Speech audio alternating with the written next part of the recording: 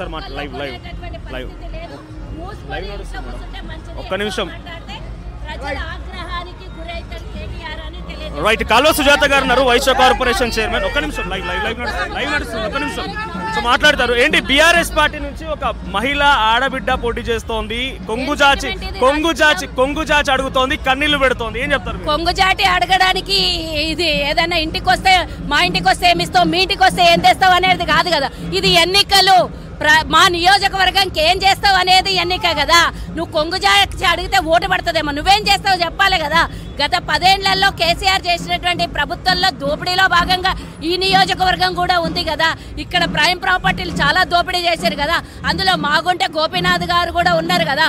ఎంతో మంది కార్యకర్తల్ని కొట్టింది చూసినాం, ఎంతో మంది మీద బలవంతంగా ఇబ్బంది పెట్టినటువంటి అన్ని చూసాం. మళ్ళీ 3 సార్లు గెలిచి హ్యాట్రిక్ సాధించాడు. కానీ నవీన్ యాదవ్, శ్రీశైలం యాదవ్ పేర్ల మీద రౌడీ షీటర్ అనే ముద్ర చాలా బలంగా బీజేపీ అడగక ముందే నేను చెప్పిన, మరి ఆయన చేసినటువంటి దోపిడీ చనిపోయిన వాళ్ళ గురించి తప్పుగా మాట్లాడద్దు, కానీ వాస్తవాలు మాట్లాడుకోవాలి కదా. ఆ వాస్తవాల్లోనే భాగంగా గోపీనాథ్ గారు చేసినటువంటి అరాచకాలని ప్రజలకు వెళ్ళి అడగండి, చెప్తారు. అప్పుడు అధికారం ఉండే కాబట్టి కప్పిపుచ్చారు. ఇప్పుడు ప్రతిపక్షంలో ఉన్నారు, వాళ్ళు చేసినటువంటి అరాచకాలు ప్రజల దగ్గరికి వెళ్ళి అడగండి, చెప్తారు. ఇప్పుడు భార్య వచ్చిన ఎవరు వచ్చిన సెంటిమెంట్ మనం చూసాం కదా. దుబ్బాకలో భార్య కూడా వచ్చి అడిగింది సుజాత, సెంటిమెంట్ వర్కౌట్ అయిందా? అట్లా ప్రతి చోట సెంటిమెంట్ వర్కౌట్ అవుతుంది అన్నాను. ఆమె ఇంట్లో పాపం ఏ రాజకీయం తెలియదు. ఈ నియోజకవర్గం ప్రజలకు ఏం ప్రశ్నించి ఏం నిధులు తెచ్చుకొని అభివృద్ధి చేస్తుంది అది చెప్పాలి కదా.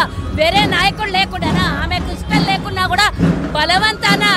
రూరల్ ఏరియాలో వేరు, హైదరాబాద్ లో వేరు. హైదరాబాద్ లో మీకు కనీసం ఎక్కడ కూడా గెలిచిన దాఖలాలు లేవు. 15 నియోజకవర్గాల్లో cantonment by election BJP BRS ఊపుందని చెప్పుకున్నటువంటి సమయంలో కాంగ్రెస్ గెలిచింది, అది గుర్తు చేసుకోండి.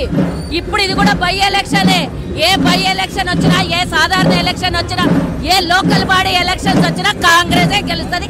కాంగ్రెస్ జెండా ఎగురుతుంది, 3 రంగుల జెండా జూబ్లీహిల్స్ గడ్డ మీద ఎగురుతా చూడండి.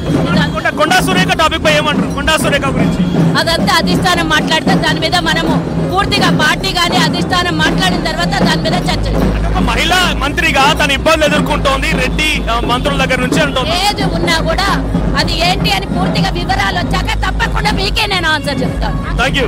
సో ర్యాలీ కొనసాగుతుంది. అటువైపు నుంచి చాలా పెద్ద ఎత్తున ర్యాలీగా వస్తున్నారు నవీన్ కుమార్ యాదవ్. చాలా మంది మహిళలు, సామాన్య కార్యకర్తలు కూడా వస్తూ ఉన్నారు. ఒకసారి డైరెక్ట్ గా ఆ కార్యకర్తలతో కూడా మనం కొంతమంది మాట్లాడించే ప్రయత్నం చేద్దాం. సో నవీన్ యాదవ్ డప్పు చప్పుల మధ్య, డీజే మోతల మధ్య, కోలాటాలు, బోనాలు. సో డెఫినెట్ గా నామినేషన్ ర్యాలీ అని అంటేనే ఈ స్థాయిలో ఉంటుంది. సో ఒక్కసారి ఇక్కడ